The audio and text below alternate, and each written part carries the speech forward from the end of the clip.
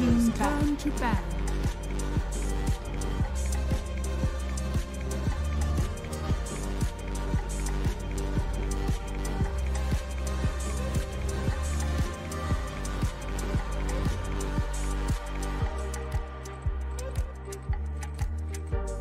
Naming.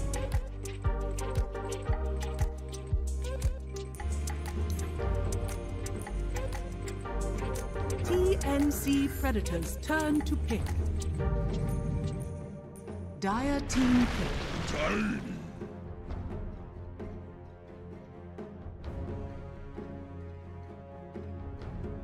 TNC Predators turn to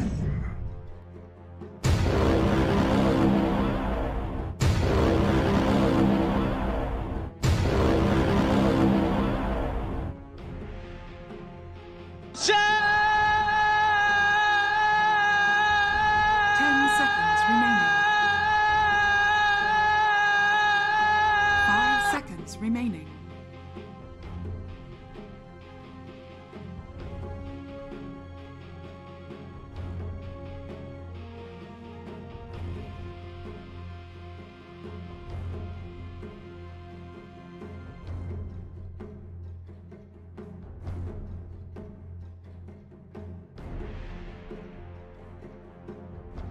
I got a bad feeling about this. Dire team pick. Bad Rider! I got a bad feeling about this.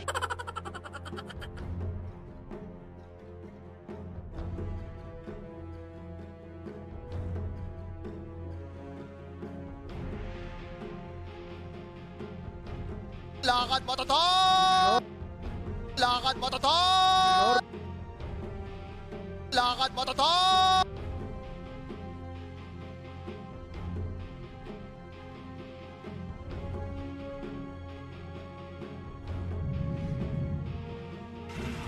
Oracle.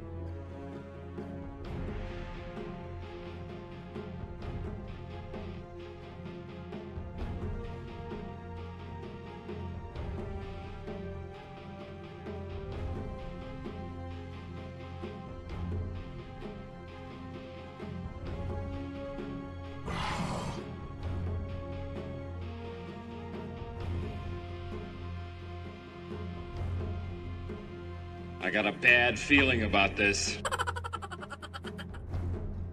I got a bad feeling about this. I got a bad feeling about this.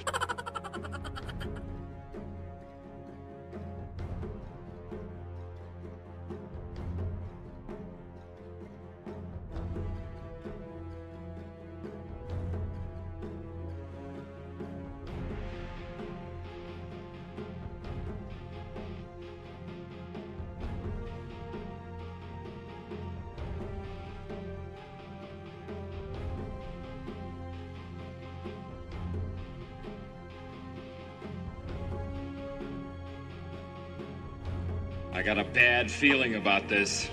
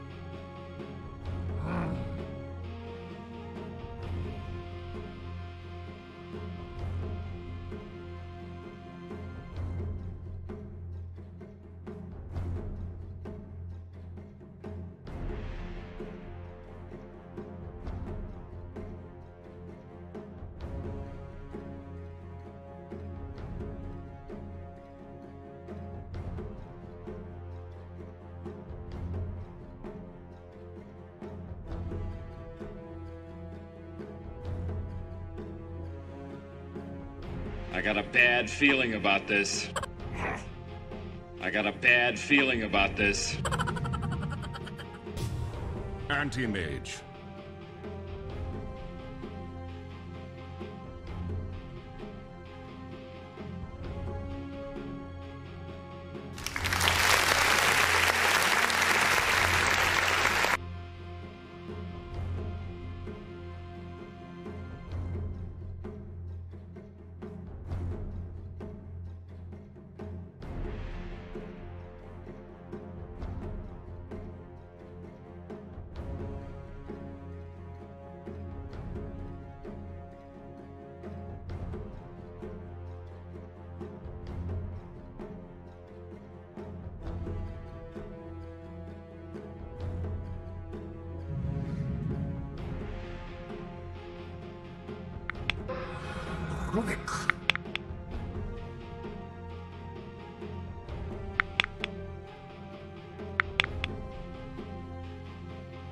I got a bad feeling about this. I got a bad feeling about this.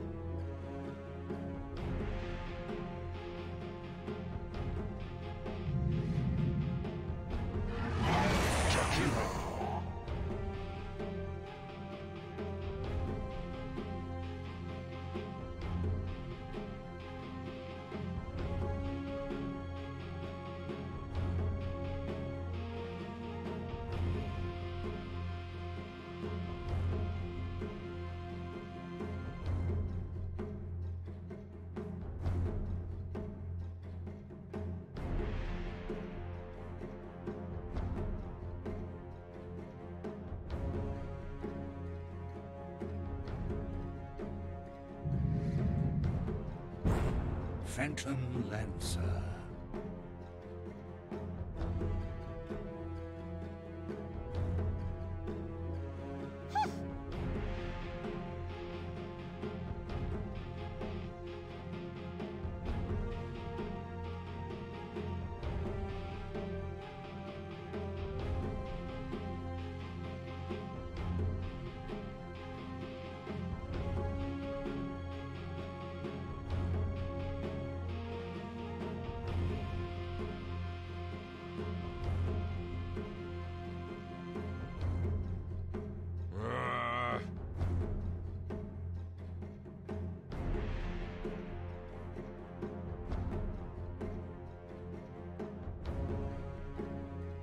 I got a bad feeling about this.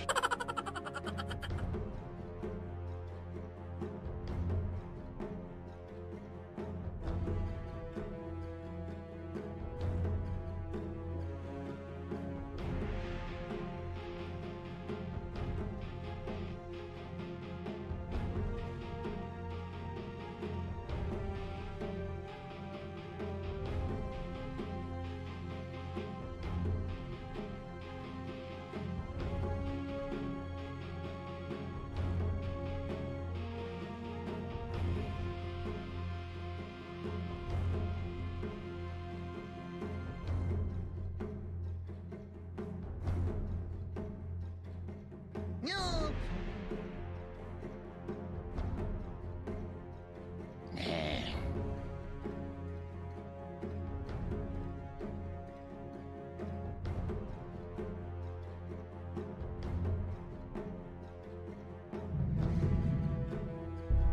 Chen.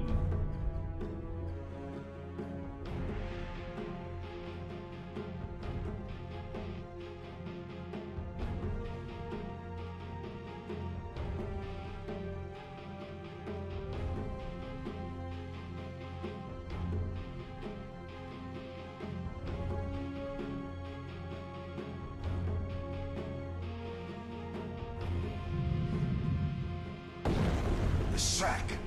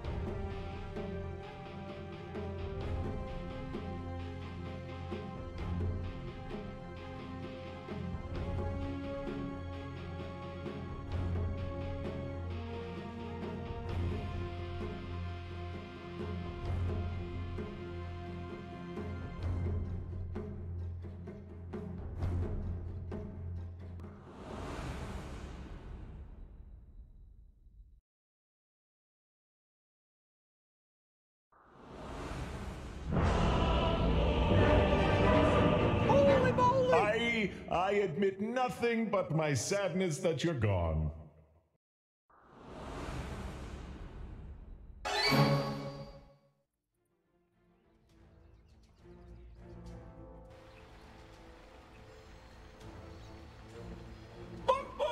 There is nothing that can stop this man! That is what you sound like! I admit nothing but my sadness. In terms that of the you're gone. matchups, I think we've talked about everything there is to talk about. I admit nothing but my sadness that you're gone. A lot of voice line spam coming out from the players. They don't really have anything better to do. But at least there's some sexy loadouts to look at.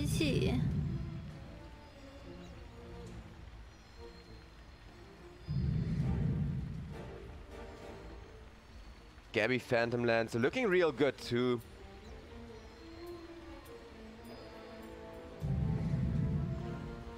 But I guess we're just gonna chill for a while, kill some time until we can finally start off with the laning stage. It is indeed the mid lane Bat Rider. So Leshrac set to have a hard lane, set to burn through a lot of regen very freaking quickly.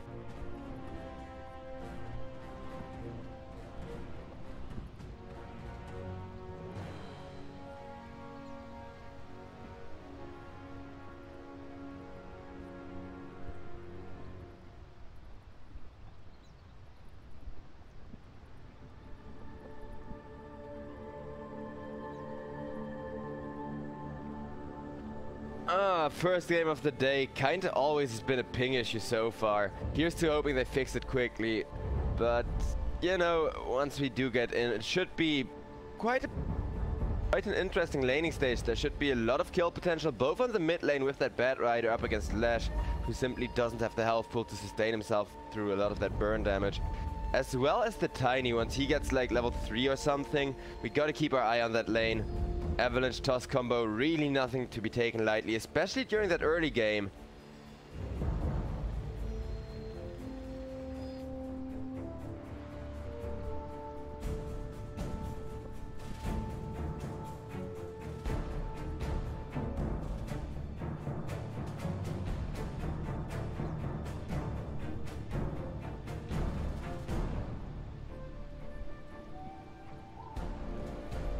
And what do you make of the anti-mage starting items, by the way? That is kind of interesting. Just buying a Ring of Regen there, going into the laning stage.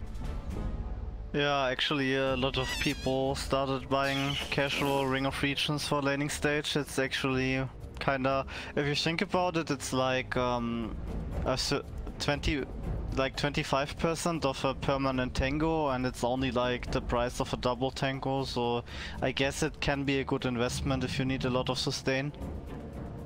On the other side, the Batrider starting item is kinda interesting. He's actually going for the Null Talisman.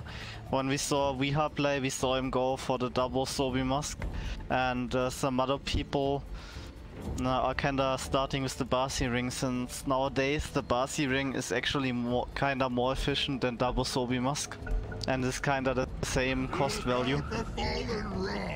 Well, I mean, one way or another, it is great to have some mana regen going into the mid lane on that Bat Rider, and with that we are finally going into the lane stage at all here. But I wonder how this lane is gonna work out, especially for the Leshrac. Because I think he's gotten a lot stronger just by having mana regen from those Null Talismans.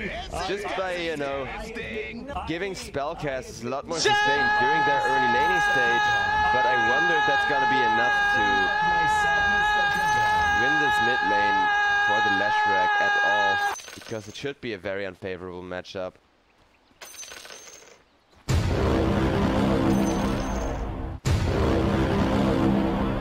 Yeah, I think he's fine though. Like, if he just doesn't get like too many stacks and doesn't play too greedy, he's gonna be able to farm up.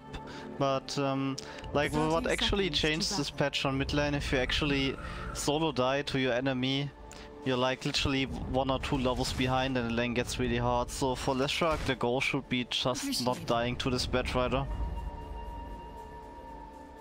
Yeah.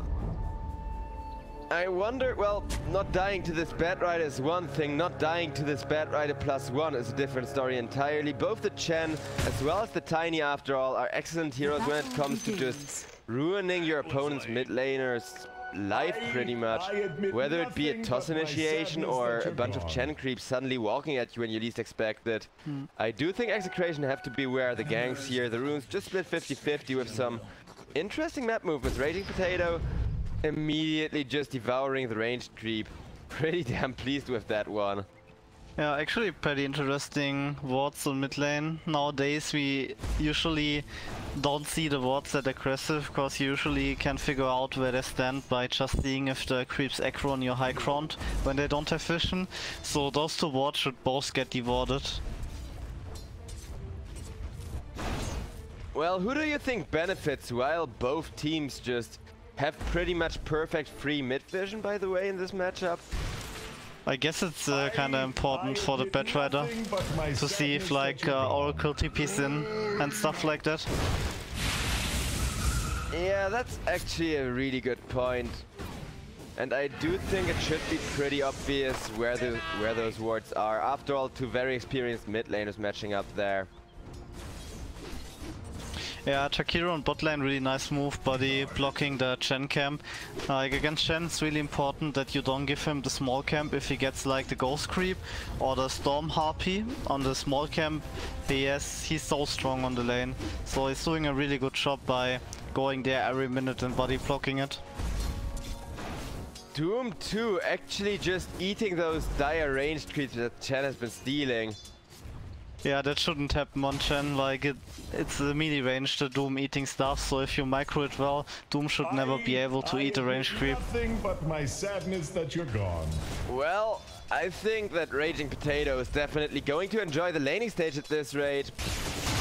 Having a very sturdy start here just by, you know, messing with the Phantom Lancer, well, printing himself a ton of gold. That's pretty much what you always want to be doing, but Phantom Lancer really one of those heroes who can't be messed with too much in the early game. Yeah, on mid he's actually having 5 stacks right now on Leshrac. I just thought he might go for it, but looks like he didn't.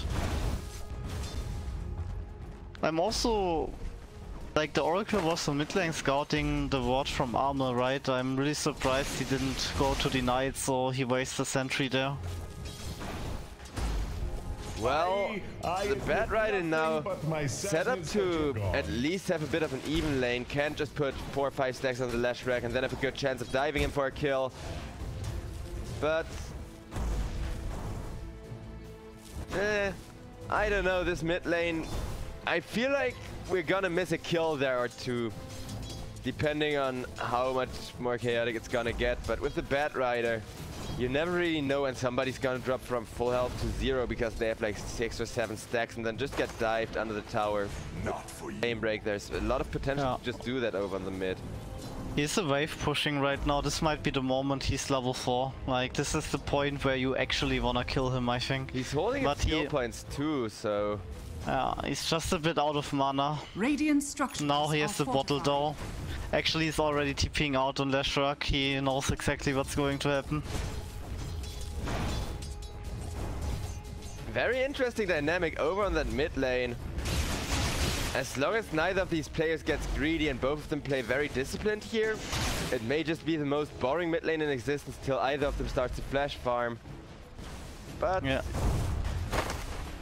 Almost actually maxing the Firefly. Weeha always goes 4 levels sticky and 1 level in each. Yeah. But I've seen a lot of Armor Bat Rider before, and he seems to be more like the player that utilizes the Firefly to farm, while Weeha is more the player that kinda runs at lanes and fights people and goes for like early kills.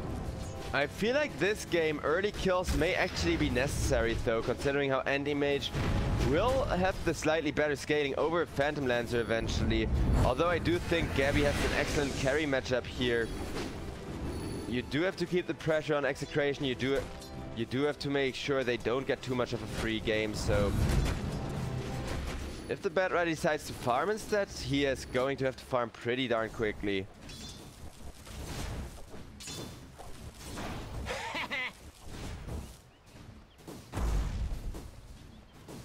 Yeah, it makes a lot of sense though, since you play against Oracle, you don't wanna go all in, you just wanna make sure you have a backup plan, and the backup plan is kinda just farming a lot, getting fart, always pushing the lanes out, making space for your team, and there's bounty runes, but doesn't look like anyone is gonna contest them.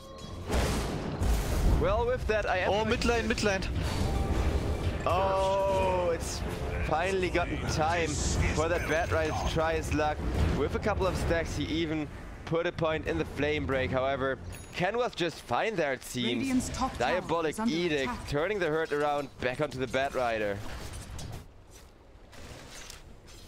Yeah, that's really big for the Leshrac, and now it's actually like levels, like a full level ahead, and a lot of gold, so this was really good for the Leshrac. He's probably gonna be really sad on armor right now. Dire structures. Yeah, and this Lash, do you think, well, do people even still play Leshrac as that split pusher, where you just kind of buy TP boots, shove out every lane you can, and be a nuisance that way till your super late game, or do people nowadays fight with him a lot? Because that damage just there on the Bat Rider, it sure was a ton, and and there's a lasso. This time around, Armel almost went down again, and with the Rubik TP they are still going to get the Leshrac, evening out that mid lane. Oracle not really able to do a lot to help out there. Yeah, I'm not sure. The Leshrac has also skill build I haven't seen before. Like usually people at least get some levels in the stun. But yeah, I think on Leshrac you wanna play greedy, you wanna utilize like all that mana region. I think you played similar to the Zeus we saw on the tier 1 Chinese scene. He's just probably gonna farm up and get strong, and if he gets strong on Leshrac, the Phantom Lancer's not gonna have a game, so that's all he needs to do. Bad Rider meanwhile on the bottom lane going to gank the Doom while Tiny died elsewhere on the map. Raging Potato. Yeah, that's what I was talking about. With those early kills and Armel, he didn't even need the lasso. Just a very nice free. Meanwhile, the mid tower is kinda dying to Addict for free, and losing the mid tower this early when you have the matchup that should kinda win is kinda, it hurts a lot. Like this Leshrac is doing so much work right now. Yeah, he has a Jakiro too to help out with even more of the push. However, Lesh himself is still pretty squishy, so getting a ton of gold doesn't mean you get to keep the ton of gold. However, with that mid tower dying now, Bad Rider getting ran at, getting slowed up by the Jakiro. Root on the Rubik as well, but it seems like Execration, they don't really want to commit for this. They got the tower, Radiant's and top tower is under attack. are just gonna be completely fine having Dire's rotated that many bottom people tower in is there. under attack.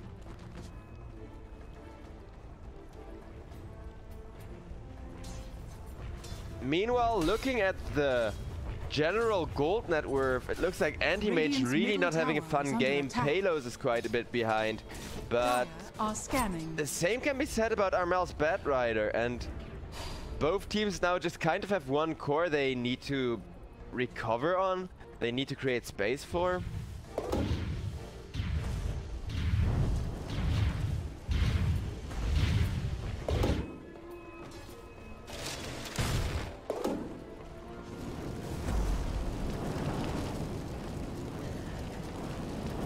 Oh, Leshrac actually found the Fated Approach. Movement speed is so good in that hero. Yeah, just giving people a hug with your ultimate. Pretty great, especially because at some point or another he's not even going to worry about the Phantom Rush anymore. Yeah, Gabby is pretty darn fast on the Phantom Lancer, but the ability to run him down for the Leshrac, show who the real one is constantly, is just invaluable. Meanwhile, Raging Potato gets gone on. Scorched Earth doing its best to keep him alive. Oracle is there with a very nice heal. Can Raging Dire's Potato get bottom away tower though? is under As attack. Phantom Lance now trying to dive the tier 2, but it looks like he's gonna be just fine. And now this could be a potential turnaround. Armel immediately sees it coming, teleports out of there. TNC Predator, they know they have to get out the second they fail to get that kill in due time.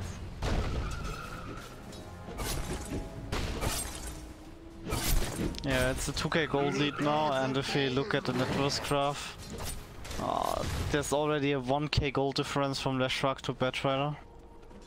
And it looks like we got a smoke coming out as well. Doom instantaneously committed on the Phantom Lancer. Nothing but my sadness. And all of a sudden this game is looking awfully good for Execration. They have got everything they need to pull ahead, working out in their favor. The Leshrac won the mid lane despite it not being that great of a matchup for the Lesh. The Phantom Lancer has just been shut down by the Doom. And Anti-Mage? Okay, he's getting ran at. Palos is gonna go down over on the mid lane. So, okay, 2 out of the 3 lanes are going the way Execration wants to. Radiant's bottom tower has fallen. Dire's top tower is under attack. Actually Armor close to his travels right now, but Leshrac already got them. So right now I think PL is kinda in a difficult space. Oh, Leshrac may just be going down to the PL though. Okay, Tims will have the last hit, but trying to push out that last tier 1, getting punished quite quickly there. And I think those type of rotations are the moves you need to make against the Leshrac anyhow. Dire's structures are fortified. Yeah, that's a really sick kill there. I think he needs to play more passive on Leshrac. Since he has the travels, he can just wait for his team to set up to TP in. He doesn't need to be where he can die to the Tiny.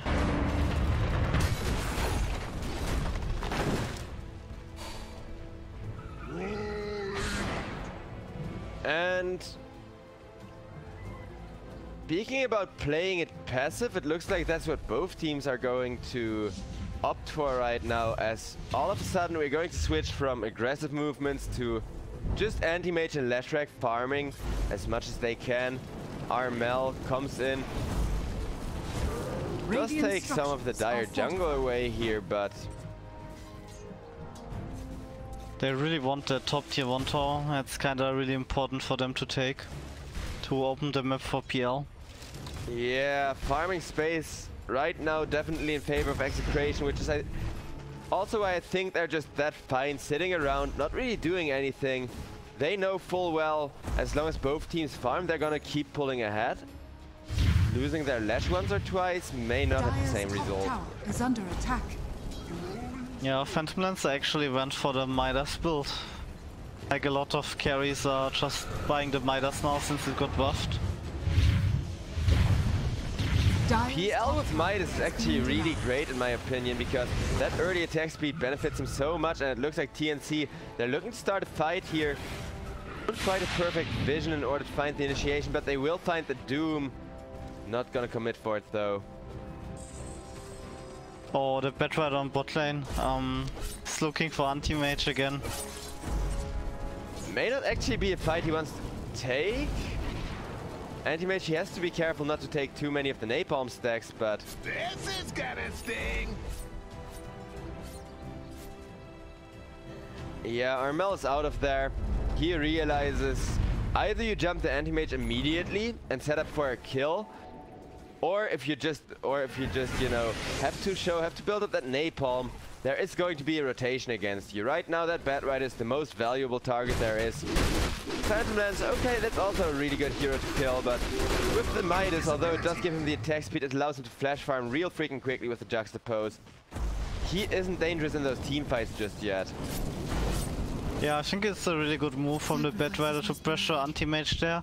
Like, the Phantom Lancer right now is struggling really efficiently, but anti-mage can't do that until he gets pressure, it battled. looks like Chen is gonna die to the Lash with ease there actually. Lash eating a couple of Chen creeps afterwards, pretty happy about that extra little gold, in addition to the support kill. Anti-mage getting caught.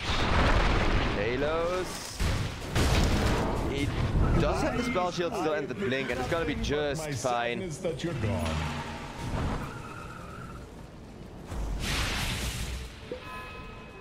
Yeah, Robic actually has the anti-mage blink now for like 1 more minute, I guess, so right now the Robic is super dangerous.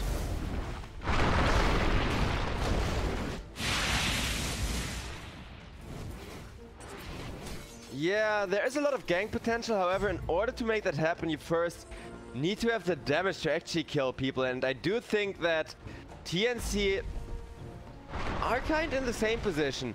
Neither team can really just reliably nuke somebody down unless they commit a couple of heroes to it, which is also why we're gonna see a smoke gank here from Execration. You can guess that somebody is up that high ground. It's actually gonna be 2 people, Chen and the Tiny. The Tiny immediately in a ton of trouble. Doom coming in as well, 4 people just running at the enemy team right now. But TNC, they only lose a Tiny so far, despite this deep of a dive. Chen taking a lot of damage, but he is in a pretty safe spot. Leshrac, however, not safe at all. Nice Yule save. March almost dead, but does have the Chen ultimate to work with. Gabby now. Oh man, that was so close.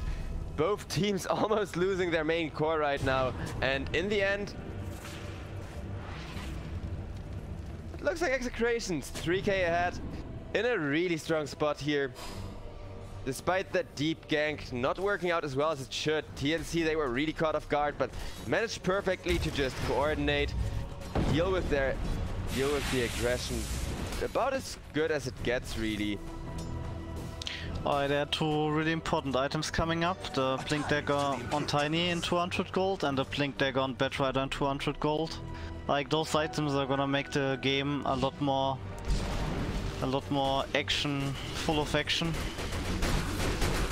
Oh well, I guess that we can debate about, because I think there's another important item coming up, and it's not a Blink Dagger, but it's instead the Diffusal Blade for the Phantom Lancer. So TNC with those other 2 Blink Daggers coming out They are going to hit all of their item timings at once, it seems. Whereas Palos, 16 minutes and he's still a couple hundred gold away from his Battle Fury. This anti-mage, he really had to suffer in exchange for Execration winning the other 2 lanes. Dire's middle tower is under attack.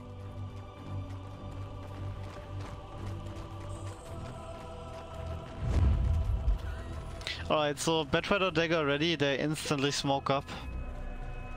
Tiny dagger ready too. And Phantom Lancer just split pushing out. He doesn't have his Diffu Blade yet, but isn't really needed for the fight either when there's this much nuke damage wrapped up in a smoke gang. Palos would be the prime target to go for here. However, look at that, he spell shields the lasso and Batrider gets dragged out of position, gets Ice Path, gets killed off. I have never seen a lasso get countered that hard before. And now TNC, they have to evacuate, they have to get out of there. Tiny is going to get caught with an Eul's, Flash setting up on him, and down he goes. Your elements purged. Oh no, that was actually perhaps the turning point from which there is very little in the way of comeback. Yeah, I don't know, you can't like try to lasso anti-mage unless you have like already vision on him. Because if you first blink and then you need to see where he is and then click him, that gives him enough reaction time to actually use the spell shield. So Tiny actually had to jump there instead of Batrider. That's fair entirely.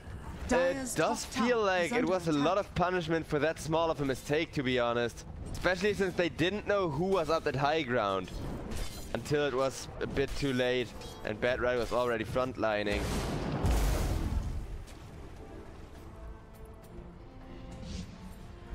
As for this Phantom Lancer though, I think now with his Diffusal Blade it's his time to fight as well. Yeah, he's not too tanky. He's a high value target who may just get shut down if he teamfights a little bit too much.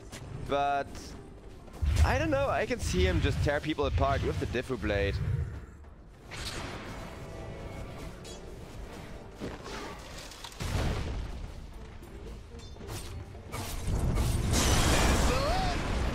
This time around, the anti-mage is gonna get caught for just a little bit of farm, but with the spell shield and the Doom behind him, instead he is gonna keep on farming while the Doom is used on the Rubik. Rubik just almost down already, and Armel not having an easier time either. Gets locked down, gets nuked up. Raging Potato is gonna die for that Rubik kill as Phantom Lance finally gets a chance to show off his damage. There's the Macropyre from the Jakiros. Everybody is trying to get out of there.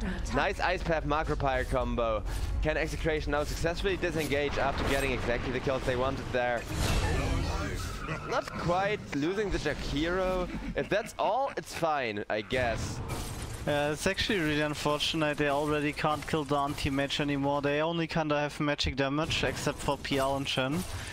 And if they initiate on him like that, they just don't have the damage to kill him. And if they can't kill him right now, he can just do whatever he wants on the map. So let's see if this PL and Chen can do something to carry this game. Oh, they definitely have their work cut out for them. The Chen I could see just open up the map with a little bit of split push to make sure Phantom Lancer can farm uncontestedly, or at least under a lot less pressure than he's at right now, because Gabby, if we look at him, he's mostly sticking to the triangle. He's making sure that he isn't going to get caught, but Execration, they're moving further and further forward. Anti-Mage can just do whatever the hell he pleases. And until Phantom Lancer gets Skull Basher, what answer is there really to Palos just running all over the place? Alright, so Leshrak just got his BKB, so let's see if they can still take a fight. With 4 people as a backup available, Leshrak teleports in and gets his TP spotted out, but isn't going to get died quite that quickly.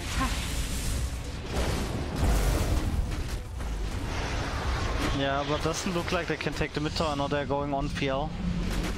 Nice Glimmer Cape there, and it looks like TNC, they want to force the issue here. They know it's a 4v5 fight. I think they're gonna stop this hyper aggression if the Doom respawns before they get the tower, but that doesn't seem to be the case here. Dire's middle tower has fallen. TNC, they may still be more than 5k behind.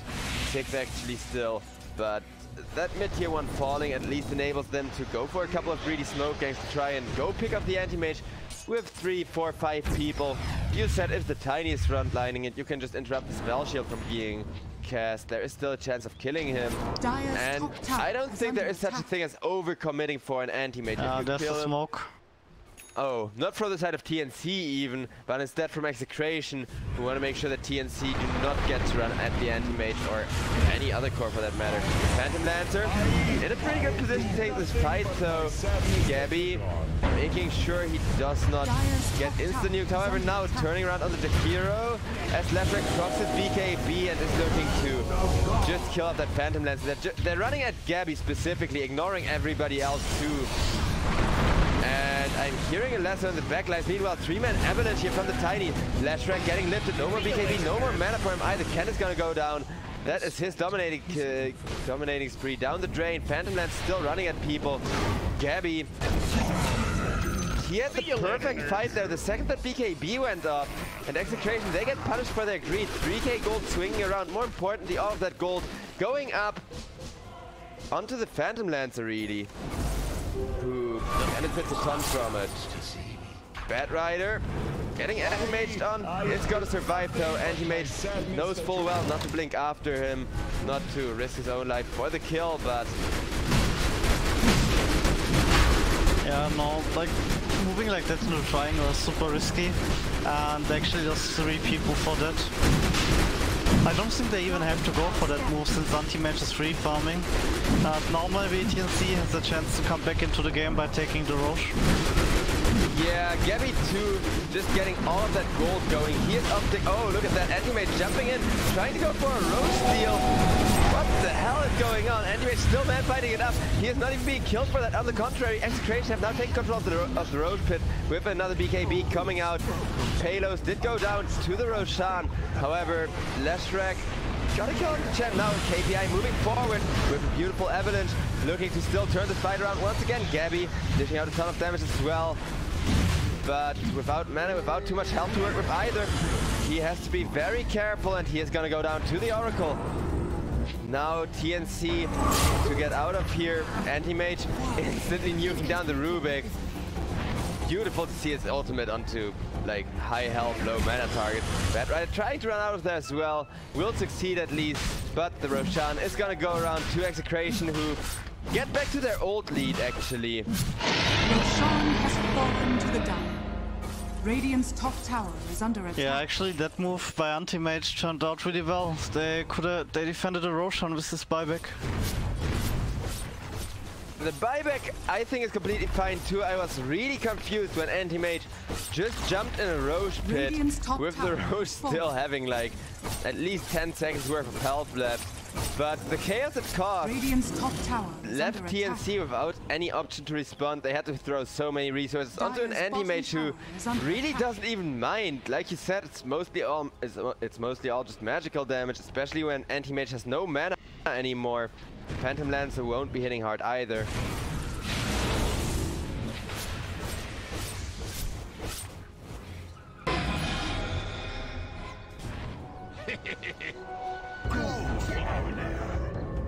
There's a catch on Bat Rider. He's dead. Well, Bat Rider died of their Tiny, trying to go for Jakiro. You know, makes quick work of the support from the side of Execration. False promise used on the Jakiro, who is pretty much dead anyhow, but you know, space created for the Oracle to perhaps get away, or not, says Tiny. Oracle, however, just gets to go for a TP after the Avalanche is used.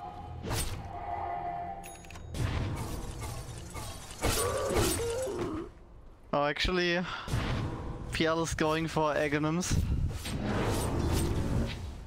Radiant's bottom tower. Yeah, I wonder how that's gonna be working out for him. I mean, it is great for everyone except against the anti-mage. However, the anti-mage almost has a Skull Basher already, and Palos is just setting up to pretty much 1v1 the Phantom Lancer. Once he gets that going, Phantom Lancer comes in, secures the kill on Raging Potato. Pretty happy with that. And if that... I mean, what do you think of the Aghanims? You're the pro analyst here. Yeah, I'm not sure, like when it came out I actually tried it and it felt a bit buggy. You didn't always get extra agility, so I'm not sure how it exactly works, but I played against some PLs and it seemed to be really good. So I can't really judge since I'm not sure how the mechanics work. I admit nothing but my sadness that you're gone. Yeah, well, we are going to see it in action soon enough. I do think risking not getting an early skull measure against Anti-Mage, who already has one, could get punished pretty hard. Anti-Mage, however, gets all of his mana burn in an instant, can no longer blink, and that's going to be the first step on the Anti-Mage. Also a lasso on the Oracle, preventing any kind of a save from him coming out. However, now Execration proccing that BKB on the Lashback, at least going to set up one kill on the Tiny there with ease. They get more out of this though. Doom on the Rubik. That's gonna make for another one. This Rubik actually just taking those Dooms to the face, but knowing how much he can do with the Jakiro spells, with all of those huge steals he has available, I think this may just be the way to go. Still a perfect initiation from TNC. Sadly for them, they don't really get to capitalize off of that. But Phantom Lancer, excellent Aghanims timing. Also Armel. Just got caught on the bottom lane. That's Skullbash from the Anti-Mage.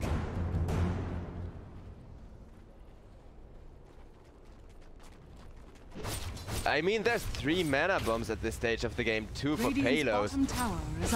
He can just nuke people long before they're at half health, pretty much. At least for the Bat Ride and the Rubik. He's got a Skull Basher. He's going to have his full-blown Abyssal Blade. Just a little bit here. And guess what? A Mindbreaker too, to make him even more annoying. Make his Manta Style Illus hit hard as well, right? That I meant to ask you anyhow. The magic attack bonus damage, does it work on illusion still? It shouldn't work.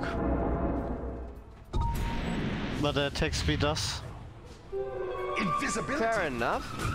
I do know when it came out it did work that way, but it seems it was so broken. And Doom, he's gonna get caught just straight up in the middle of that ball of death from TNC. And if they are grouped up, they have everything they need to fight here. Lasso onto the Oracle, who is gonna survive for the time being, but decides not to false promise himself up. Maybe he didn't have the time to cast it and try to. But now it's gonna be Gabby just pushing in, abusing that Phantom Rush. Also, apparently you can stack it. He can just have multiple instances of that agility going on for him. This feels even more buggy, to be honest. No, I don't think you can have multiple. Oh, so like the buff stacks, but the agility, yeah, I see. Wait. Let's see him do another Phantom Rush. Yeah, like he gets the buff, also when he doesn't get extra agility. It feels like you still only get extra agility if you rush like 250 distance or something like that. Like, I don't know, it looks really stupid. Yeah, I'm noticing that right now. Chen is going to get caught. Ken has to activate the BKB the second the Phantom Lance shows up though. Whereas on the other side of that fight, Doom with a BKB of his own, running down the Bat Rider. However, Gabby, just look at that! I mean, it feels really stupid and it looks really stupid, but the damage it does guaranteed isn't stupid, on the contrary. Phantom Lance just can stick to any one given hero, constantly whacking away at them. Honestly, this looks really overpowered if you ask me. Just from what he's able to do with that freaking Aghanim Scepter now available, and going to keep up the aggression. Onto the Oracle there. The next target is gonna be Jakiro. Jakiro to shreds as well. Is there any stopping this Phantom Lancer at this point? Other than maybe the Anti-Mage jumping in with the Abyssal Blade online, because I felt like Anti-Mage was just gonna stun lock up the Phantom Lancer, burn through all of his mana before Phantom Lancer can do the same, but with Gabby constantly sticking to heroes in those team fights, it feels like an absolute powerhouse all of a sudden. Got a Skull Basher coming in too. Yeah, but still, I feel like the Anti-Mage is gonna get super big, and Lashback and Doom are really good at handling the PL. I think they have enough tools to handle him. But actually, since Chen has a mech and level 2 ult, they have a lot of region healing going on. And the Chen is also really close to a pipe that's gonna help me create that Lash Rock damage. Radiant's bottom tower. Lash has a Bloodstone by now. I always like to see people ramp up those charges, especially on a Lash, because at some given point or another, you can just keep your ultimate on pretty much all the time, or at least most of the time. And like you said, that's really nice for handling the PL, especially if you can just, even for like 1 or 2 PL illus, you know, expend a lot of mana. Make sure they don't grow into that huge ball that just runs at you.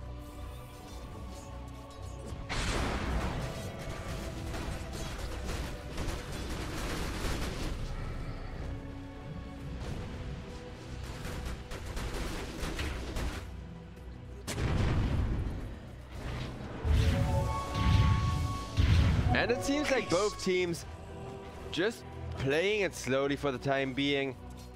Execration, they're still 9k ahead. They have been playing relatively aggressive. There's smoke from TNC. And the anti-match illusion baiting. I don't think they're gonna fall for it. Yeah, me either. I mean, he's not even microing or whatever. And there's another illusion walking, so TNC, they know exactly what's going on. They don't know quite exactly where their enemies are, though. Do ping out exactly where the real anti-mage is, though. And Blink Avalanche not quick enough to catch, apparently.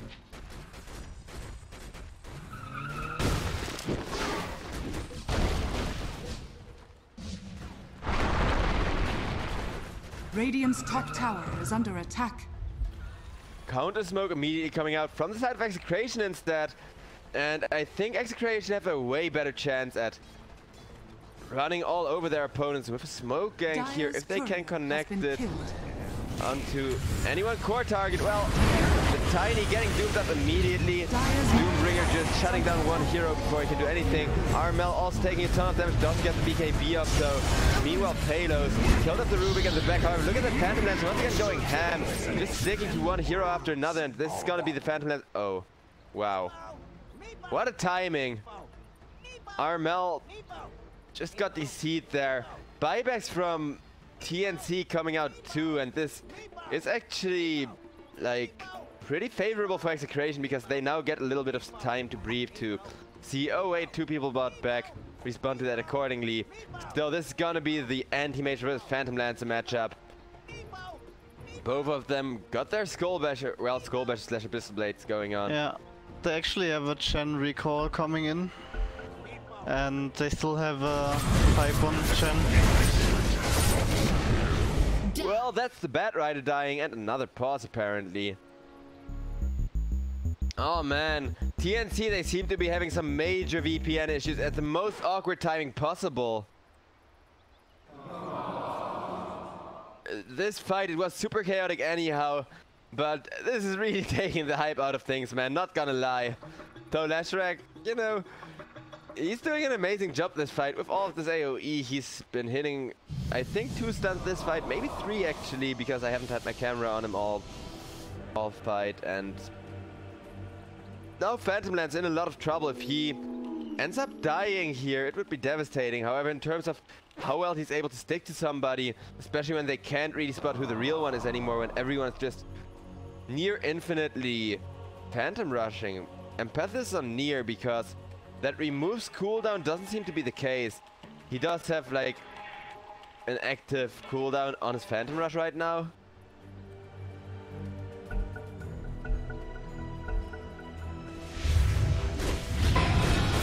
Okay, there's the go. Gabby, however, decides to commit. Will get one more kill out of that one before going down himself. Rip Raging Potato, I guess, but that means anti-mage is now left unchecked. Phantom Lance was really the only one capable of stopping him. And with that many buybacks committed, that lag may have just actually lost TNC the game. Yeah, this fight was a full disaster. I hope they didn't lose it just because of the internet issues. Dire's bottom Honestly, I'm afraid that's going to be the case at this rate. because you just saw what Anti-Mage did. The second PL was dead. It was just, under attack. yeah, like you said, him going incredibly big, just killing up everyone without any issue. Radiant's middle tower. And it's gonna be 40 more seconds without a Phantom Lancer. Even if they would have bought him back, there wouldn't be any other buybacks available anymore. Dire's bottom tower. Look at that Edict push too. Dire's structures are fortified. Yeah, they might be able to close the game here. They're definitely gonna try, and with the enemy jumping forward, killing up the Bad Rider.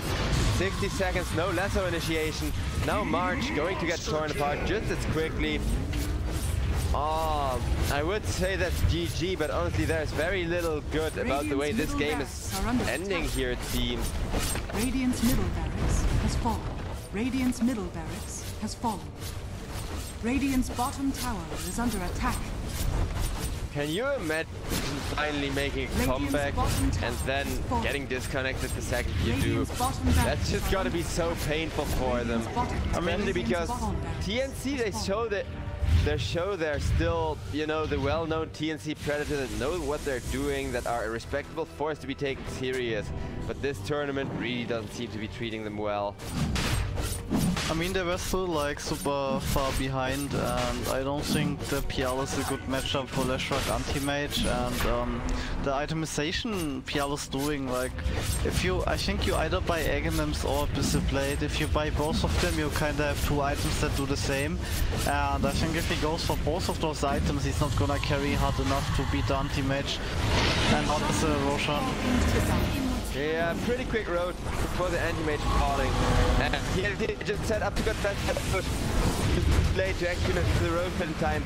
Do, however, get a lot of damage done on the Doom, but Doom is gonna be just fine. The real PL is gonna get spotted out, stunned up, and that's gonna be a dieback.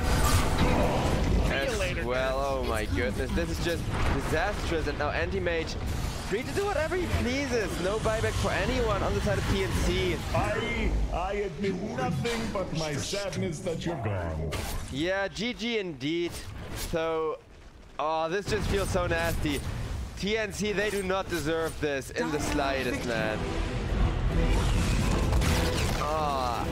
There's not even a lot to be said about this game anymore. I mean, yeah, Phantom Lance, he didn't really carry that hard, like you said, with both of those items, which I think is mostly because he died after he got that Aghanims plus, like, the Skull Basher itself completed. At that point, you're kind of assuming you're so far ahead, you get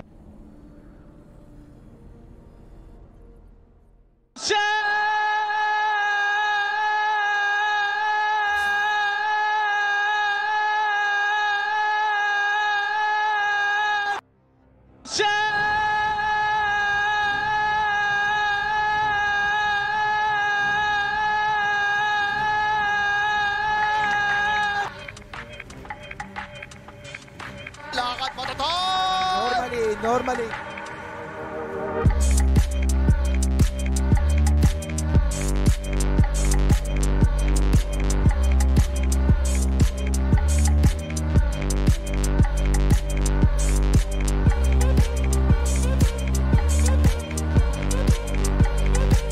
I got a bad feeling about this.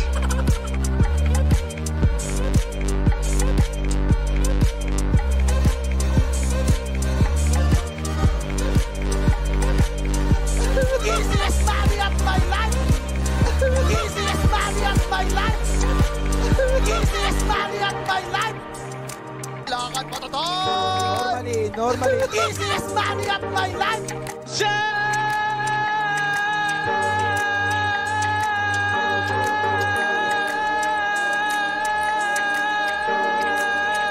I got a bad feeling about this. Normally. Easiest money of my life! Easiest money of my life! Easiest money of my life!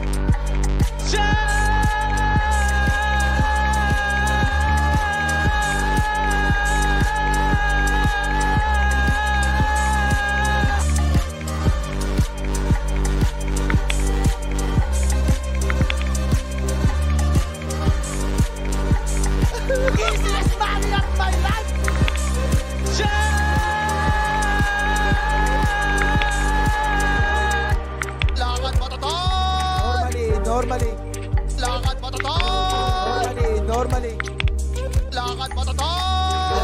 Easiest money of my life. Easiest money of my life.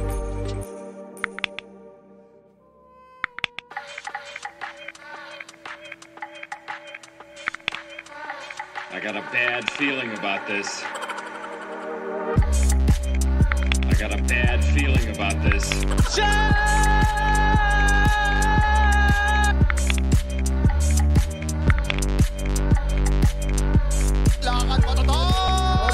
Normally.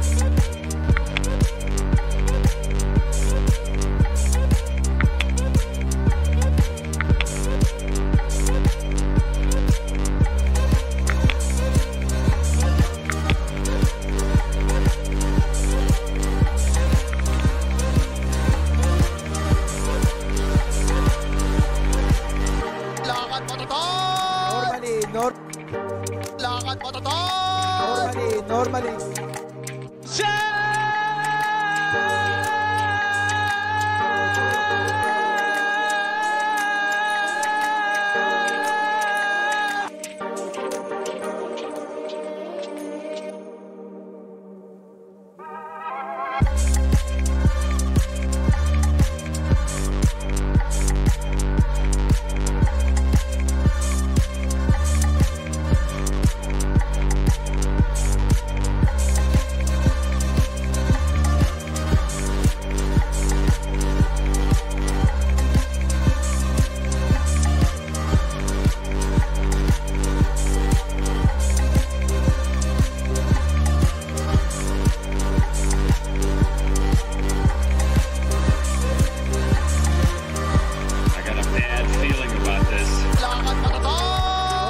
Normally. I got a bad feeling about this. Easiest money of my life. Easiest money of my life. Lotion. Easiest money of my life. Normally. I got a bad feeling about this.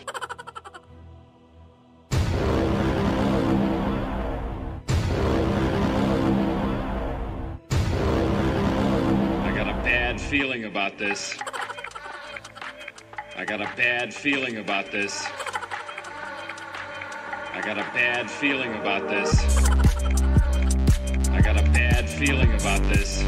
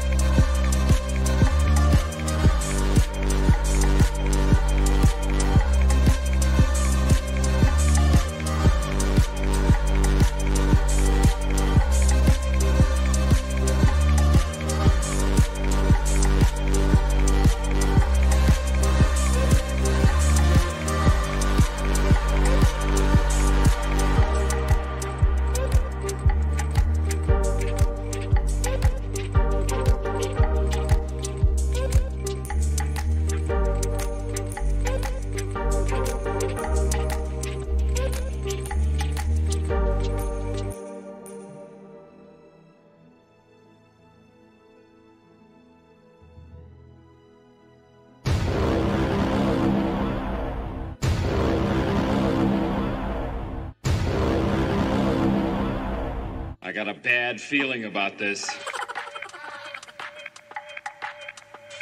I got a bad feeling about this. Lakad mo to!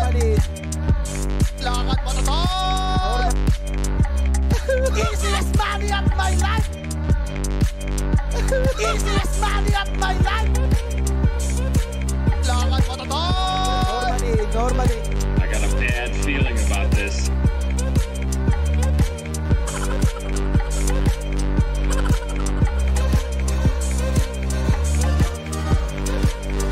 I got a bad feeling about this.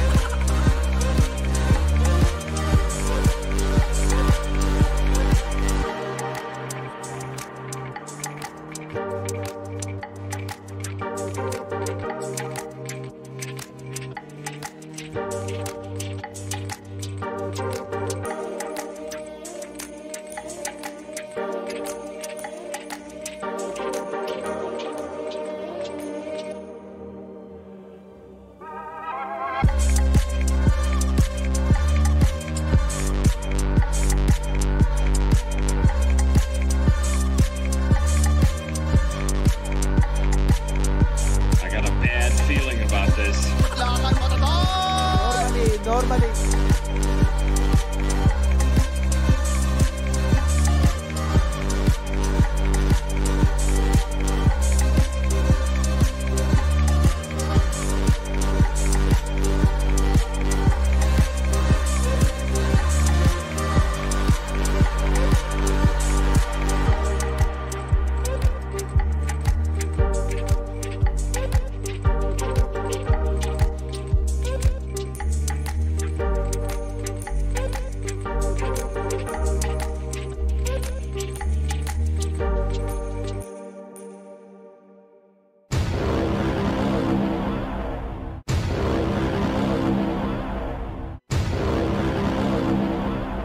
Bad feeling about this.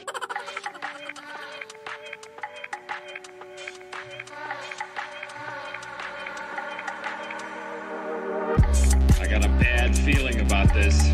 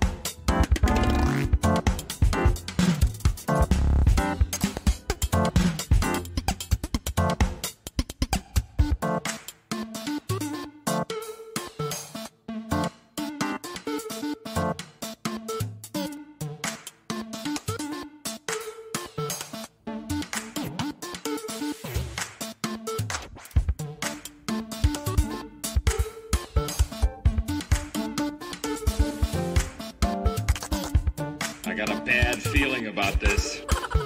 Normally.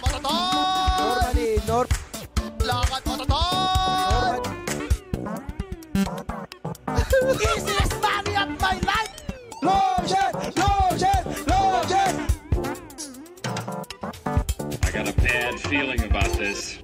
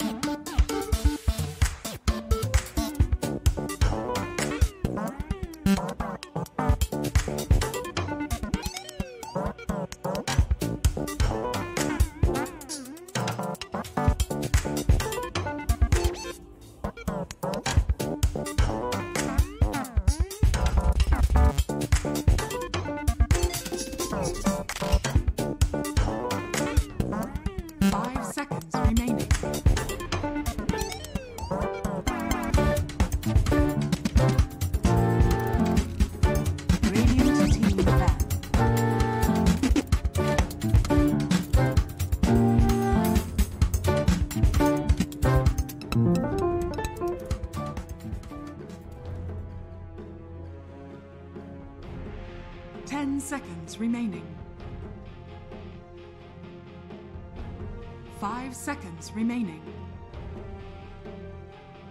I got a bad feeling about this. TNC Predators turn to ban.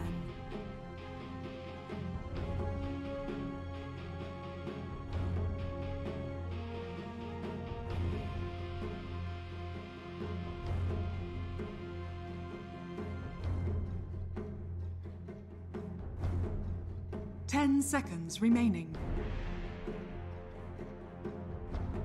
5 seconds remaining.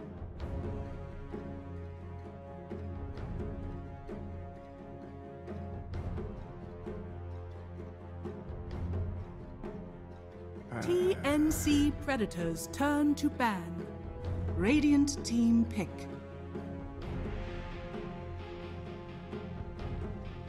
TNC Predators turn. Void incarnate.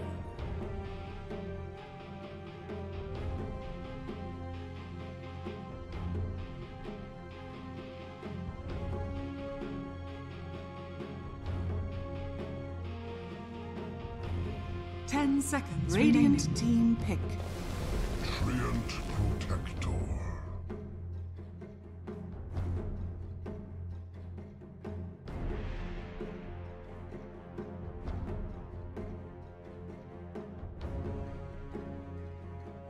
TNC Predators turn. Bad Rider!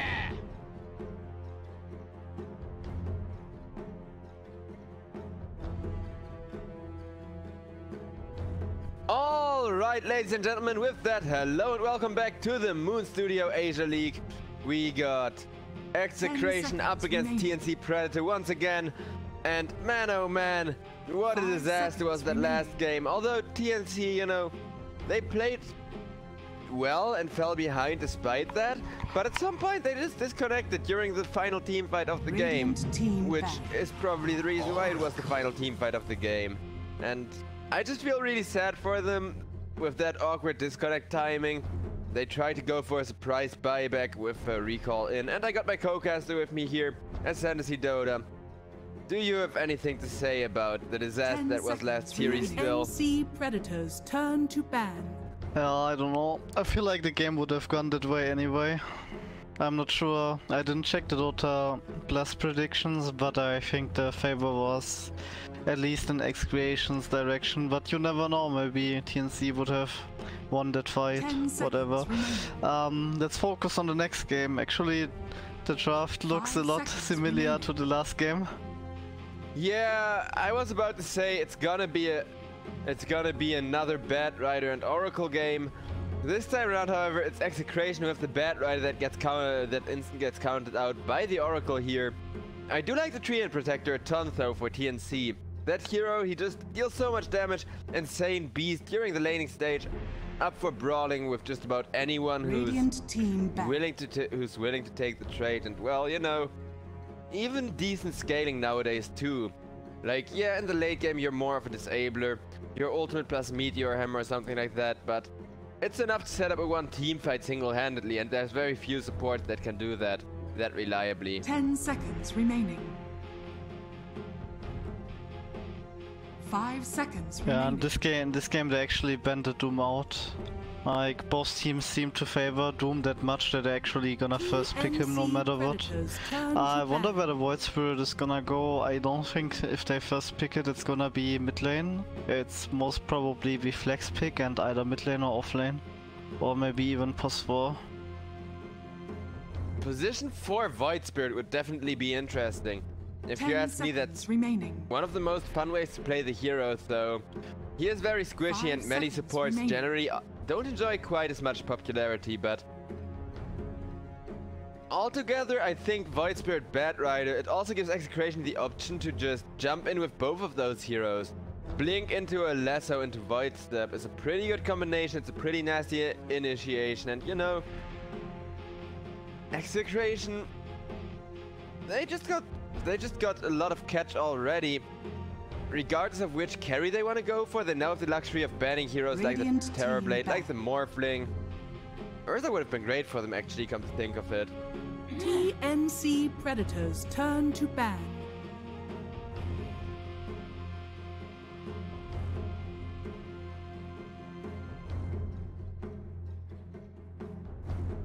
The Queen of Pain banned out now as well. That's a hero who last patch she was super popular and pretty damn insane. This time around, however, I mean, remaining. she's had mixed success. She seems to be a lot too squishy for those super big skull basher carrying melee heroes. And by the time those come online, the Queen of Pain is just always kind of getting shut down. Necro for the last ban here from TNC Predator. That's a hero I always like to see. It's one of those high risk, high reward heroes where if the Reaper size end up backfiring, sometimes literally with heroes like Anti-Mage and Loadsword being a thing. Oh boy. Oh boy, that's one of my favorite heroes. In addition to the Legion Commander Oracle combo, insane nuke damage. Those duels can just literally be made free every single time. 10 seconds remaining. And TNC Predator, they also now have a counter initiation for both the Bat Rider and the Void Spirit. If either one of those heroes jumps forward and gets dueled up, they can no longer escape. They can no longer just Void Step back out or Blink back out or Force Step or, you know, whichever escape they rely on when they jump in the middle of the enemy team.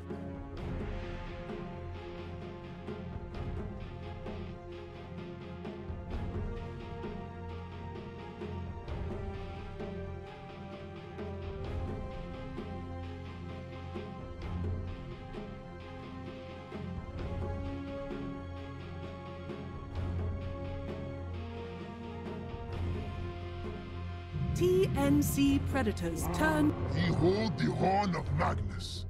I actually was curious about the Batrider Oracle matchup. Actually, since the new patch, there have been 7 games, and the Batrider team usually wins by 57%. That's actually a pretty high number. More than 55% win rate just seems ridiculous. Yeah, so it doesn't seem like actually Oracle is that super counter pick that it seems like. Well, I mean, on its own, Oracle isn't gonna counterpick anyone directly. It is after all a support hero, and one of those support heroes, we saw that last game too, that you actually need to protect. You need to actively be there for your Oracle the whole time. If you just leave him alone, if you leave him in the backlines and think he's gonna be fine, there's gonna be an Anti-Mage or a Phantom Lance or whatever other hero back there with him, giving him a good old tag until the Oracle is dead. But this draft, it's looking really freaking interesting now, don't you agree? Yeah, the Viper's actually maybe pretty big against the Spectre, but well, I'm not too sure. They probably have to deal like with the stuff, and also I don't know, they have RP, but they have like 2 people that can cancel it, so I don't know, those drafts, they look like they are from Mars actually. Like anything can happen. It's so hard to predict what's going to happen here. But I think this is gonna have a lot of free farm, but let's see where they lane the Viper. 5 seconds remaining.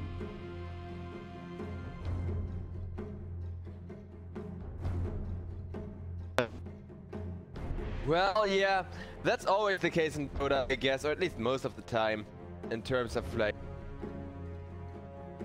correct way against when you play against Invokers, like probably getting Nether Toxic and Corrosive Skin on the first levels and just like maximizing your farm, cause you're not gonna be able to kill him until level 4 probably, and then you don't waste like all your gold on mangoes. I feel like another problem is like Ken was a player, he likes the Orchid on Viper, but if he actually goes Orchid this game, they have literal two heroes that can remove the Orchid, so maybe he needs to go for a build like we see on Viha, like going those creeps. But if Viper goes creeps, what does Magnus want to get? Like, I don't know. It seems really difficult to build a Viper here. Like, the obvious choice would be creeps, but if he builds creeps, Magnus has like no items to buy. Well, since he can't really go Orchids, and it's gonna be probably not that good against all those heroes, he's kinda stuck. So he needs to go something like Plate Mail, Hurricane Pike, BKB, MKB, stuff like that. And then he still needs to be careful not to die to the Legion, so maybe he needs to have a halberd and stuff. So I have no fucking idea how they wanna build the Viper and have impact in this game. I mean, Viper is generally one of the most versatile heroes. I do like what you said with, like, let's say it is Arm from the Heaven's Halberd, maybe an Atos too, just to block the Invoker or the Legion Commander in place before they can blink forward and catch you. Yeah, Atos is the same problem as Orchid. They have 2 purges, they are just gonna instantly remove it, and then you have a 3k gold item that you can't utilize in any way if the enemies play. Not super bad. I mean, there's 2 purges, but there's a lot more debuffs that Team Execration can get going here. Phantom Lancer, he's gonna build the Defibrillate anyways. Even if the enemy purges the slow, you don't just build it for the slow, you build it for the mana burn, of course. But if you just have more than the opponent can purge, I feel like debuffs are still very much a viable option here. Legion Commander, after all, isn't the most mana regen heavy hero. It costs her quite a bit to just spam her purge away. And the same goes for the Oracle, actually. They can, yeah, like you said, get rid of an Atos, get rid of an Orchid.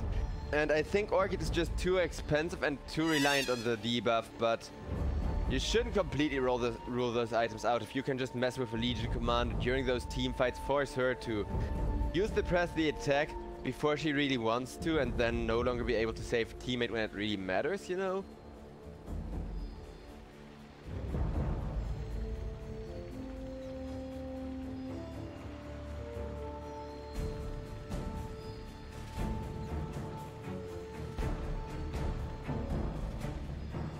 I'm just hoping we hear something from Execration soon here. With all 5 being disconnected, I have absolutely no clue what's going on.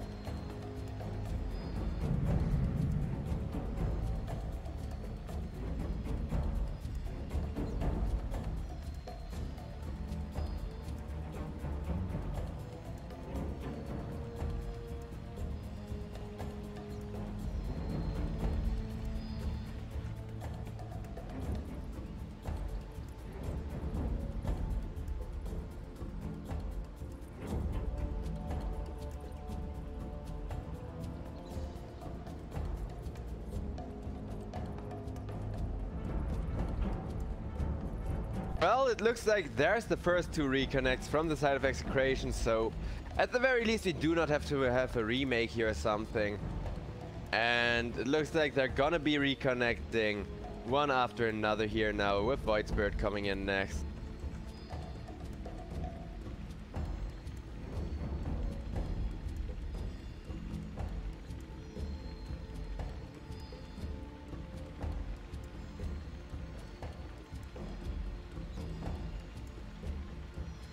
我是一个没有感情的刷钱机器。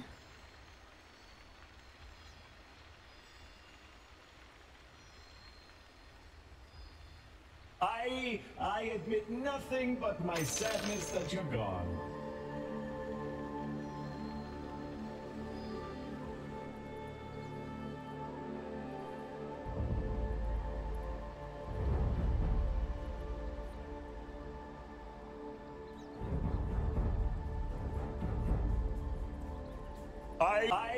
I admit nothing but my sadness that you're gone.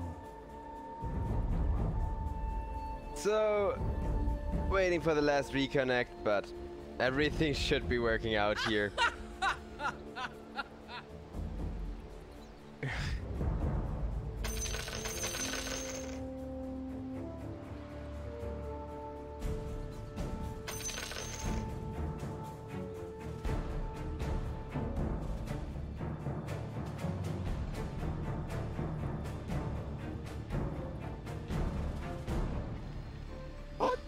Just happened?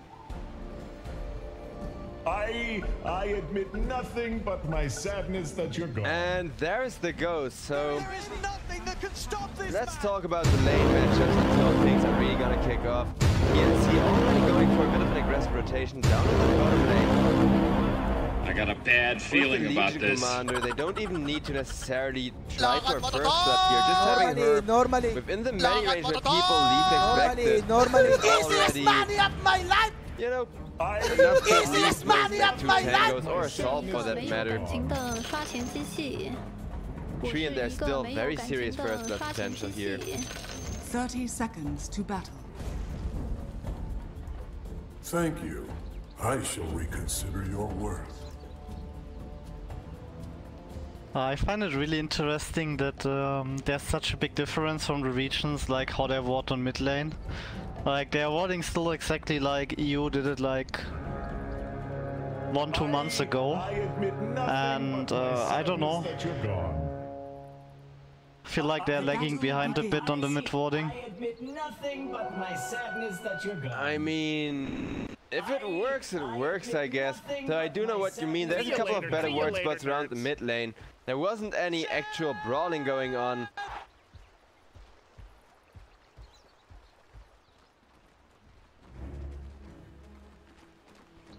So yeah.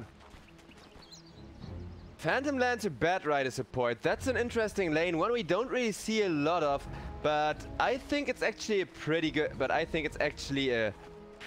lane to just, you know, dominate people, because with that Spirit Lance plus the Napalm, you can get those stacks an awful lot faster than most Bat Rider supports do, and Phantom Lancer won't even have to miss any last hits. He can just stand there last hit, and then when Bat Rider tries to, you know, shove out the lane, bully away the tree and protector or whatever, he fires up Spirit Lance every now and then. Well, otherwise just continuing to farm. It still has insane amounts of impact on the lane. Alright, so actually we're seeing mid exactly what I told you. Viper wasted like literally all her mana and Invoker is full HP, while Viper already needed to use like 2 mangoes and the healing salve. Oh, that got cancelled. Cancelled too with a cold snap. Yeah, this is the exact opposite of what I had expected. I would have expected Ken to just kind of be, well, a little bit more conservative with his regen here. And now Armel, he may very well be set up for a very easy lane on this Invoker. Because once you do start pulling ahead and you get a couple of points in Quas. Look at his health regen right now. Oh, wow. Yeah, that's the first blood war. Actually, look at the network graph. Viper is last place now because he has to waste so much regen. So this is a full disaster actually happening on mid lane.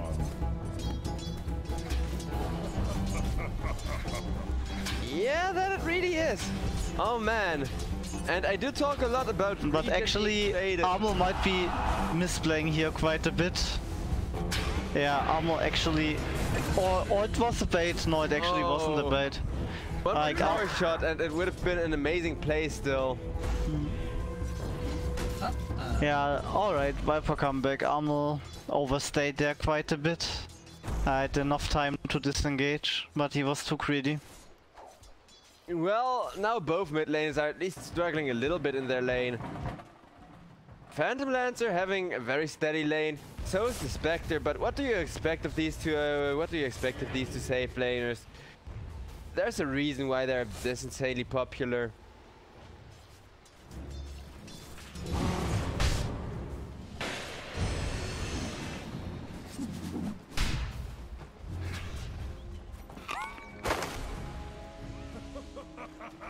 And Ken, despite having... Oh, bot lane. Actually nothing happening, both teams disengaging. Well, Phantom Lancer does have the Doppelganger available, so I think he should just be fine, even if he gets dived on. The Bat Rider, a lot more squishy, a lot easier of a kill. Yeah, SPL's having a really hard time since this Bat Rider can't really efficiently do anything against the Purge, and the Strand Legion are just hitting him, and right now they're like hitting him again for like his full life, I don't know.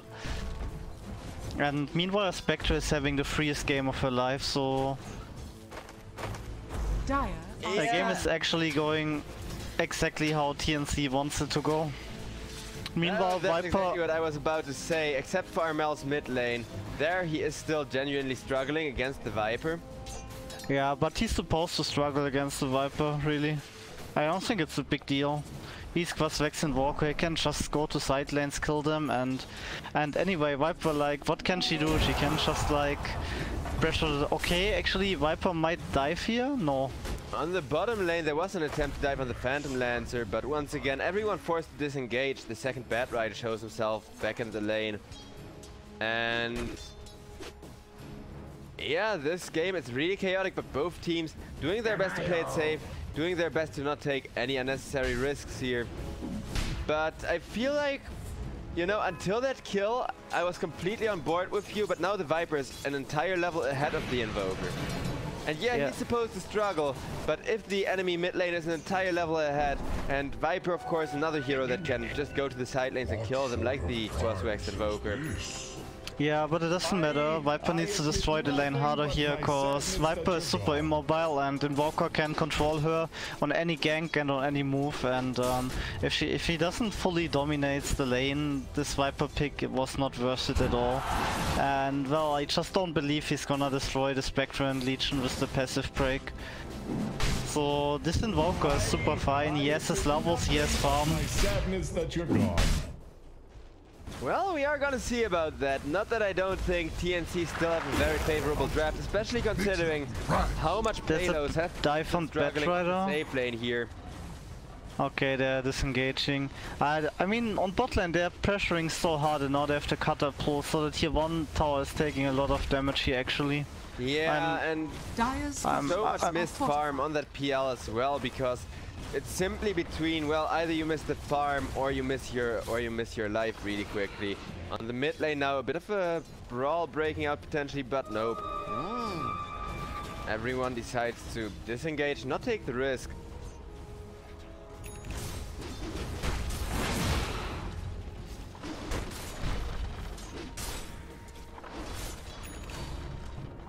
Close, but not quite. Spectre, however, is sitting on top of net worth, so if she doesn't get destroyed by the Viper or by any hero for that matter, this Spectre may very well just end up running all over their enemy, all over the enemy team. This may actually be a Radiant Spectre game if she keeps farming this well and being this far ahead. Wouldn't you agree? I mean, it's kind of nice against PL, but usual build right nowadays is going for the Manta. Like, there's not really any Spectre building Radiance anymore. But he might consider that they don't have enough solutions for the PL and go for Radiance, but yeah, we're gonna see, I doubt it. He also needs like the Manta to get rid of like Viper stuff, dodging Viper out, getting rid of Bat Rider stacks, dodging RP, so I don't know, I feel like he's still gonna go Manta, but maybe after Manta. Yeah, that's kind of my line of thinking too. You do need that Manta style. There's a reason why it's such a freaking great item on Spectre. Also the Desolate damage. Another thing that people kind of underestimate, that Mage 2 is Manta Burn, he deals a ton of damage with Manta style. Same goes for Spectre. If your target is isolated, you just end up getting a ton of pure damage. Ken on the mid lane has gone on with full snap and good work off. Even a haunt coming in, so Gabby can. For that lasted, he haunt through to the bottom lane with payload, is getting back as well. That's 2 towers with 1 Spectral. And TNC, they shut down both carries for the side of Execration, and they're exactly where they want to get now. Even they might even get the bot tower. That's actually really big. Radiant are scanning. Radiant's bottom tower is under attack. Making it hard for Phantom Lancer because Phantom Lancer is not all that amazing against the Spectre. It's pretty close, slightly favored towards Phantom Lancer, but you know, this person is very annoying.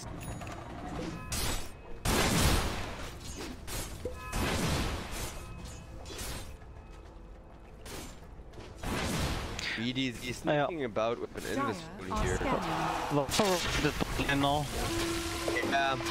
Getting it on the lead. KP. Well, it's gonna be fine had there not been in this huge blur behind him. Not take a lot of damage. It almost get back out of the tower. Not caught with the same ever.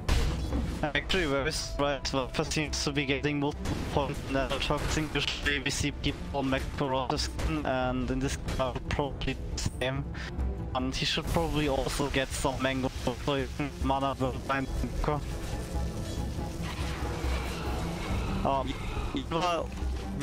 We'll see the same pattern as last game. I was like, he's coming really fast. Oh.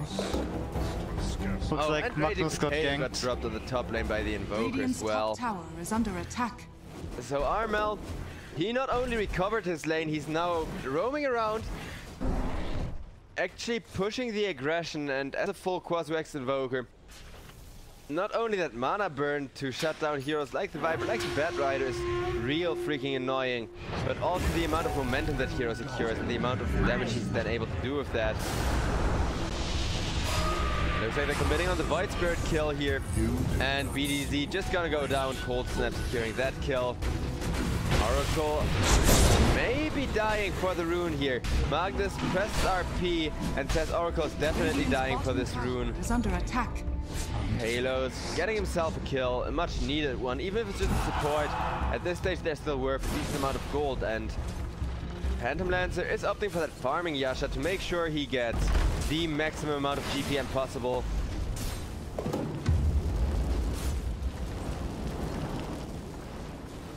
Radiant's bottom tower is under attack.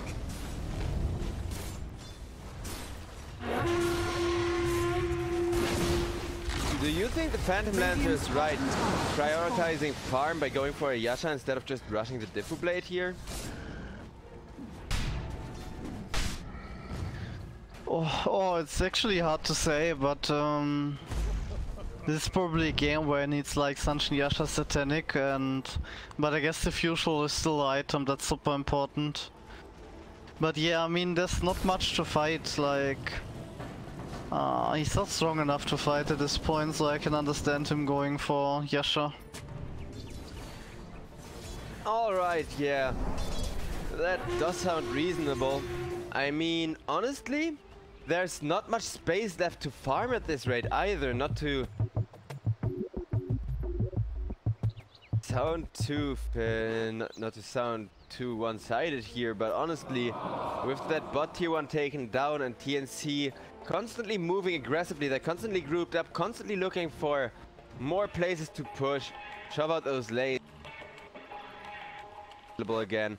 Feels like, you know, Execration, they either need to find some pickoffs or play this really defensively, or else all of their towers are just gonna melt.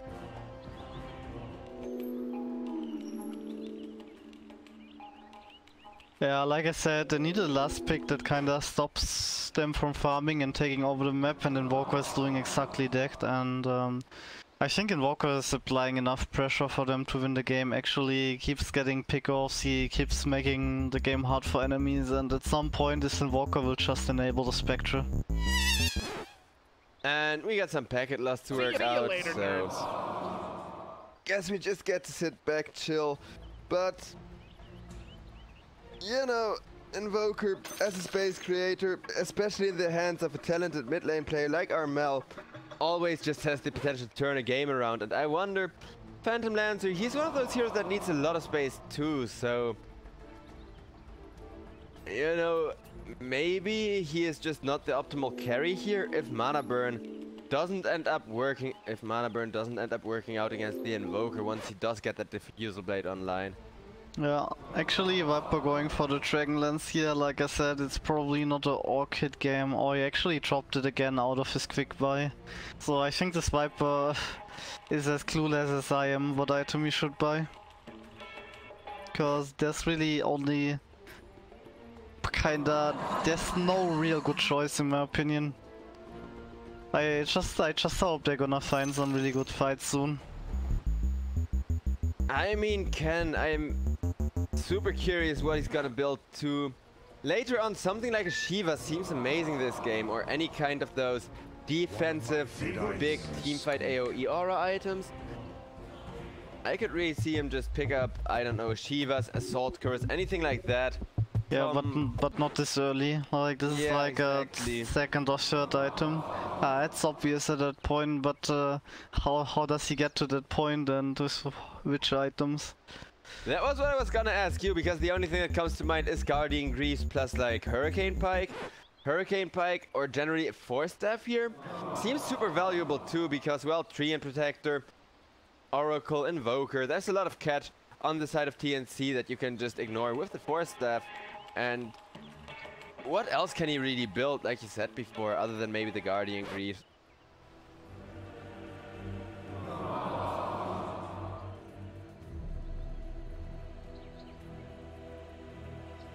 Yeah, I don't know. I feel like he needs to go like Blade my BKB or something like that, cause right now the Magnus, he's not gonna be able to get any decent RPs, cause they need someone to frontline and pull like the aggro of the enemies, and if he doesn't do that job on Viper, who's gonna do it? And if no one does it, this Magnus will not hit any RP. That's gonna be valuable. Let's hope they're gonna reconnect soon so we can see some more great Dota and figure out how they're actually gonna come back in this game. Yeah, chat was just blaming us as well, because we sound like we don't want to cast, but I love casting. It's sitting, staring at a pause screen every day for at least an hour that I don't want to be doing. Because honestly, it seems like Southeast Asian servers really aren't cooperating. Thankfully, everyone other than Magnus is reconnected here. Since, yeah, it's just been a lot of pauses, man. Especially the more hype the draft is, the longer we're paused. I've said that before, and it seems to be the case still, because I'm really hyped for this game. I'm really hyped for the big RPs where I get to yell, and we're still a long, long road away from that point, you know? But it looks like everything is fixed. Go is being called by Execration, and we can finally get back into the action. Which so far actually isn't all that exciting, but you know, once either team starts to pull ahead, like 20%. Oh, right. Viper wants to go for the Treant Protector. Now instead gets gone on.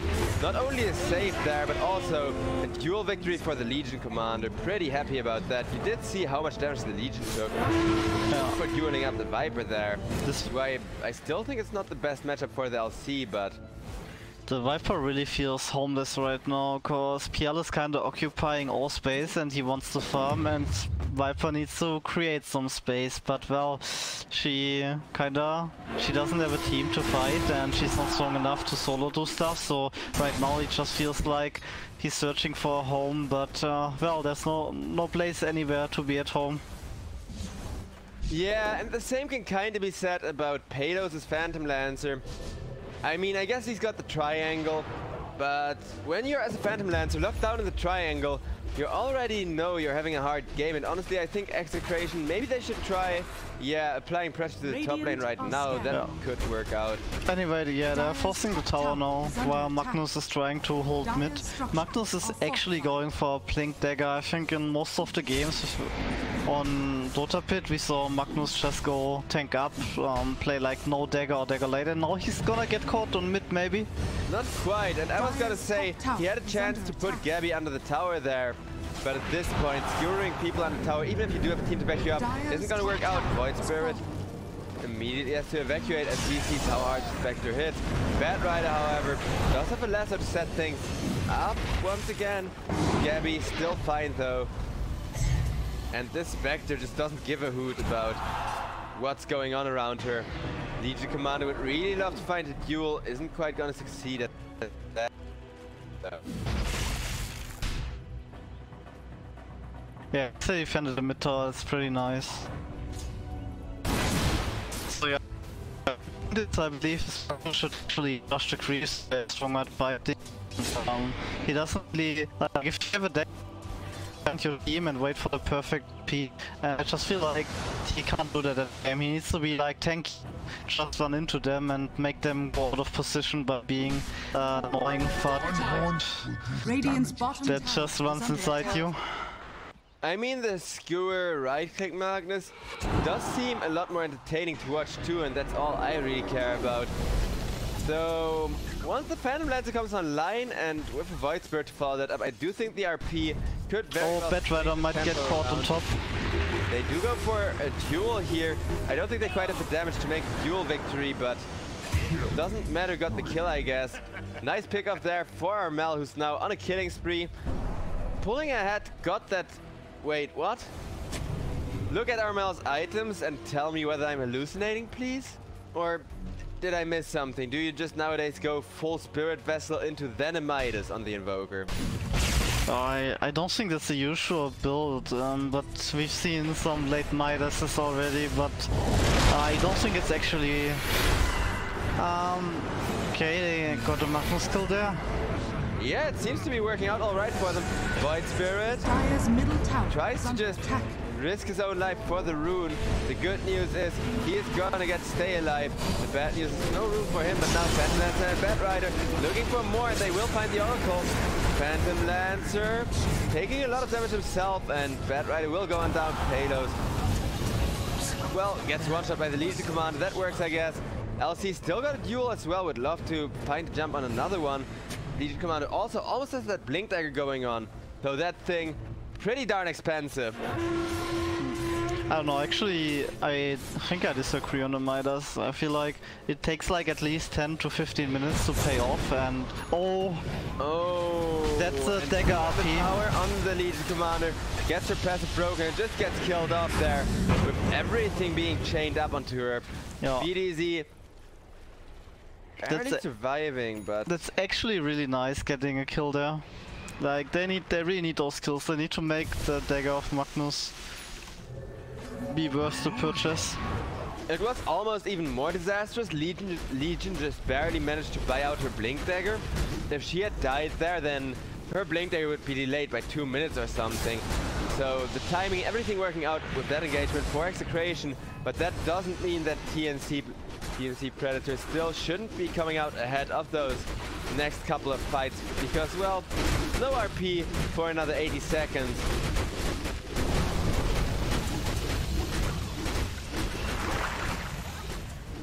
Oh, actually, I haven't seen this before as well. Veil on trend. Dire are scanning. Oh, that's a fun one. It's been a while since I've had the pleasure of casting that build too. But I mean, with the Invoker, with the Tree and Protector ultimate, it's pretty darn insane. You just set your Invoker up.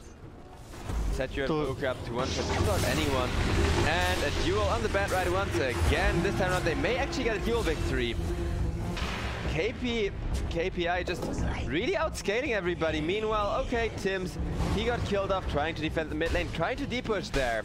Not quite the best of trades or whatever, but the fact that TNC not only got permanent dual victory damage there, but also now get to chip on the bottom tier 2, get to force a response there while taking control of the Radiant jungle once again.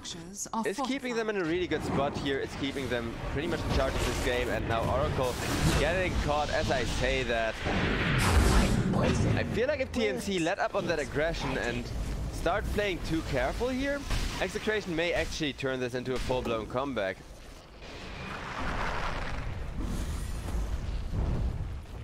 Dire's middle tower is under attack. Oh, they're going in. Duel, once again coming out, this time around on the Magnus. Once again a duel victory as well, and now RR on the Bat Rider, running for his life, no duel to keep him contained, but what's the support Bat Rider who's already in his Firefly? Well, there's the Invoker coming with a Tornado instead, and huge EMP getting dodged nicely. Armel actually went down, and Palos taking that kill means a lot of gold swinging around to him. Tims is gonna be the next one falling, but this Phantom Lancer is still gonna go down for it. Yeah, he got a good amount of cash going. And there's the Radiance on Spectre. I was just gonna say that, but hey, look at that. TNC, yeah, they started off by losing the fight, but now RR is gonna get ran down by Gabby as well. And TNC, they got a Fat Spectre, they got a Legion Commander about to turn into a freaking hard carry here. What's not to love? This is actually looking pretty darn good for the side of TNC, with the Phantom Lancer still slowly but surely catapulting himself back online. Palos almost got that Manta Style, just needs an ultimate orb. And then things are gonna get a lot more exciting. From his side as well, he is playing really aggressively. And let's see if he can still pull that off with the Radiance being available. Actually, I was wondering, does the trend Veil of Discord increase the dispersion damage from Spectre? It should increase it since it's source of spell damage. I mean, the source of the damage is a spell, right? No, the sword is... oh boy. Magnus is gonna go down, but I'm fairly certain it doesn't, and yeah. No, it should. No, it's a damage return of the same type. It's basically like old blade mail used to count the same Yeah, damage. it doesn't matter. It's not the type, it's the source that matters on the new Veil. It increases like Bristleback, Quill Spray as well. Huh. I mean, it's the same damage type assigned as the old blade mail. I know that for a fact. Back when blade mail was still like the same meme item. But even, oh boy, Viper, look at that, he's in super deep and he is gonna get caught. Legion Commander blinking forward, 5 seconds cooldown left on that duel, or it would have been another victory, but well, KPI, he's got 50 additional damage just while playing the tank Legion, while being there for his team to frontline and disable people most of the time. This is working out really well, and Spectre, I do mention a lot that that hero is kind of lacking damage in the mid to late game, but with all of your 3 cores coming online for TNC, I think they do have the damage, and there's the duel on the Phantom Lancer. Spectre immediately hunting in, and victory for the Legion Command, picked up in an instant. There is the fourth, and that means the RP just gonna get counter shut down. The single Void Spirit, not enough to make that RP combo work, and BDZ, he gets ran down, he gets killed up by Gabby there. Man, oh man, what a game. TNC, they finally, you know, get their strategy to work out the way it should, and then they really do show why they are such a scary team, why they have beaten so many tier 1 teams in the past. Once they roll, they have the precision and discipline of freaking SWAT team.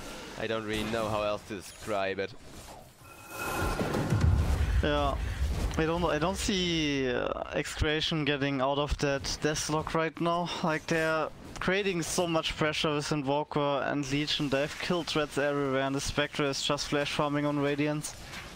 What are you making of this Viper build then? Because honestly, I think that BKB may just be enough for at least one fight to be won by Execration in conjunction with the RP and everything being available.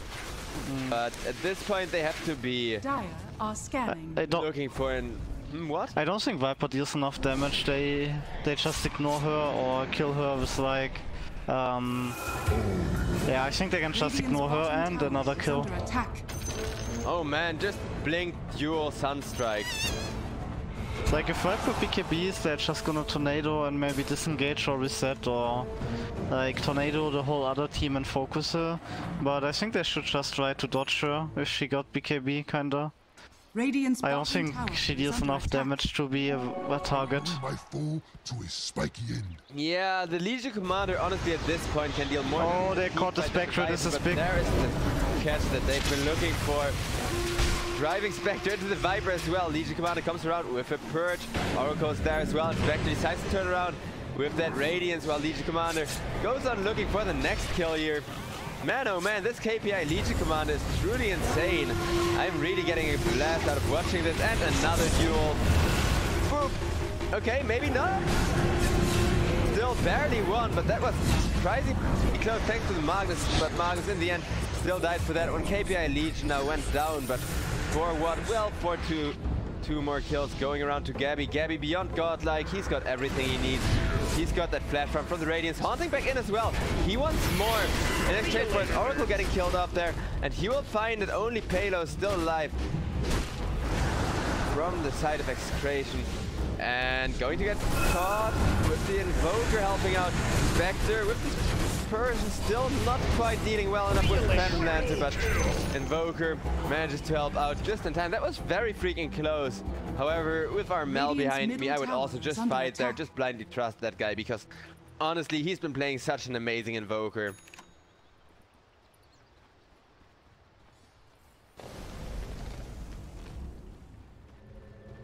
Yeah, like you saw in that fight, I even caught the Spectre, but well, the Viper damage is just not there. Yeah, and TNC, they're also just keeping such a close-knit lineup. They have, I mean, you said yourself, you usually go for a 1v5 carry nowadays, and then don't really care about the carry/damage potential from your mid and off lane. But TNC, they're actually doing the opposite. They have 3 carries, all 3 of which are coming online, all 3 of which are just, you know, Radiant's bottom tower is under attack. becoming 1v5 carries at this rate. And they still have 2 super defensive supports to keep them safe, so as long as the carries don't fall off, as long as the carries keep on farming, I feel like TNC just aren't ever going to lose this. And there's another smoke, and I feel like, wow, look at the Legion dual damage. 110 so far.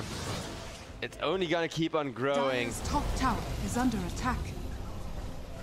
Yeah, actually, you remember last game where Execration just walked on that high ground? Look at TNC, they're actually not doing that mistake after the smoke gets popped.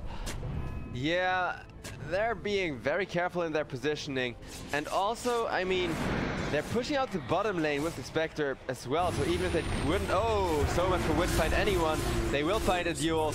Once again, on that Void Spirit, who really hasn't been having all that much impact. And Viper. And the Viper. Yeah, BKB gets crushed, but there's the Treant ultimate, there's that thing I was talking about earlier with the Manta style, where Spectre just still, oh, yeah, Ken is just dead. And now Bad Rider getting caught as well. Can he at least get away from the Invoker? No. Middle tower is under attack. And now we actually see why Viper has such bad stats against Spectre in competitive Dota. Like in your pubs, Viper always destroys the Spectre because everyone is uncoordinated.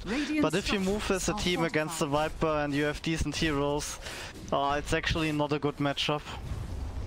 Yeah, I mean, the thing is, all Viper really brings to the table from the 25-minute mark, even in the best case scenario, even in the most uncoordinated pub, at some point all you've got going on for yourself is the dispersion break. So you still need somebody to deal the follow-up damage, and honestly, who can do that right now? Palos, yeah, he deals some damage by now, has been split pushing for a while, has just been, you know, ramping up his items as much as he can, but I don't think he has the damage to even, with a break on the Spectre, man-fight that one in a 2v1 or something. I think the bigger deal is as well, maybe not even breaking the dispersion, but just using the Netatoxin defensively on yourself or any other guy, and the Spectre can't desolate. I think that's a bigger deal for Spectre usually. Because you need to stop committing on your target with Manta. Well, yeah, that's fair. Once the Manta gets struck especially. Anyway, just see Roshan. Yeah, it's a pretty quick one here, all things considered. I mean, Execration, they really don't have the optimal Roche lineup. Are going to lose a Bad Rider for that. Or maybe not even that.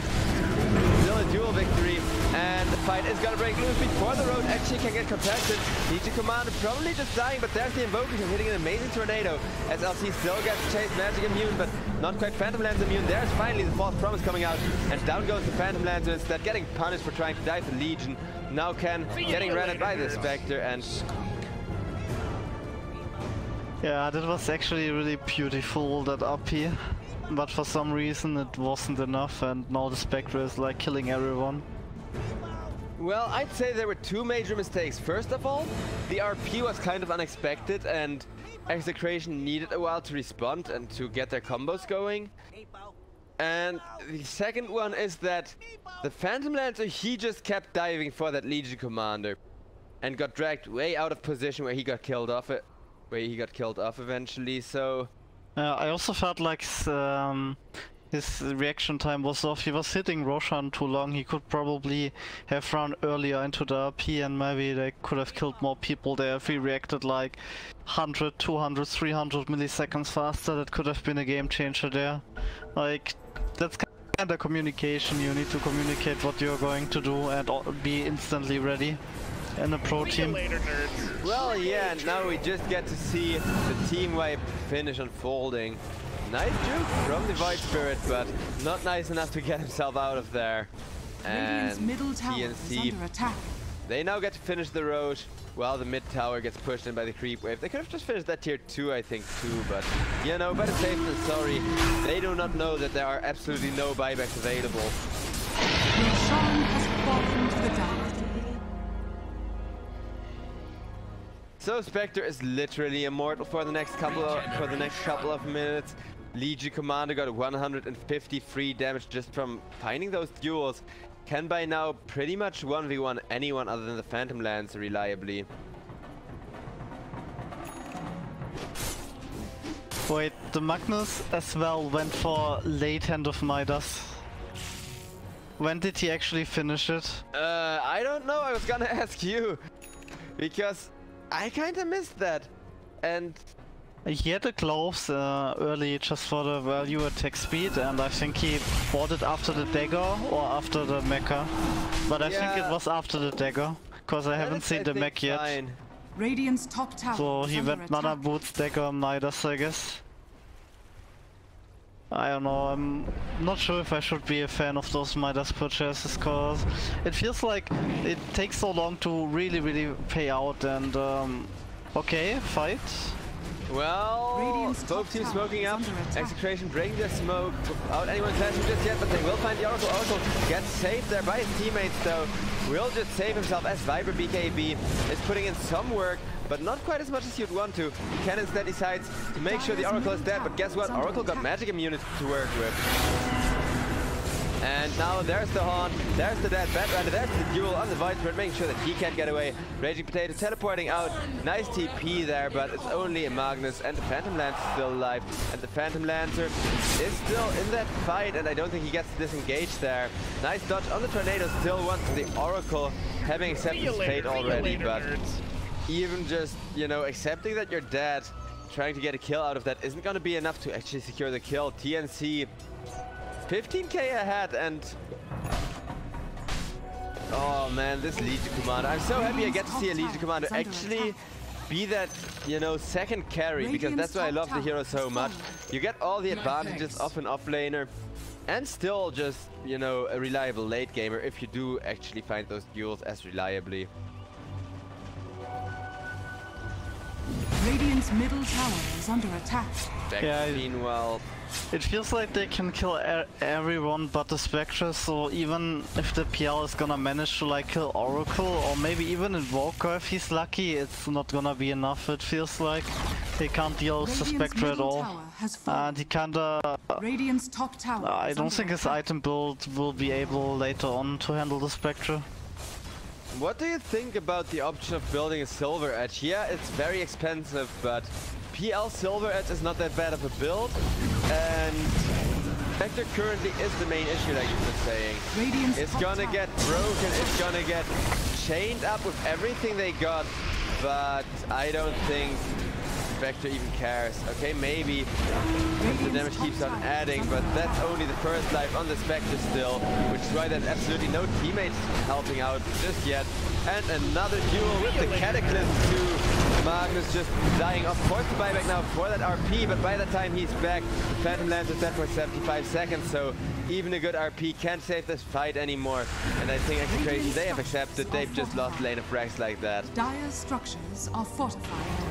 Yeah, 25 Spectre dispersion talent. Radiant's top tower. Now the game is gonna get a lot more difficult. I don't know, they just can't kill this hero at all. Oh, the Magnus gonna die once again before he can cast RP. He just does not get to use reverse polarity, and GG is being called there. As this Legion Commander, 210 duel damage. See you later, nerds. She's hitting for 400. And oh man, this game, it was impossible, it was insane. This is the hype games we're talking about. The good old rule that, you know, the more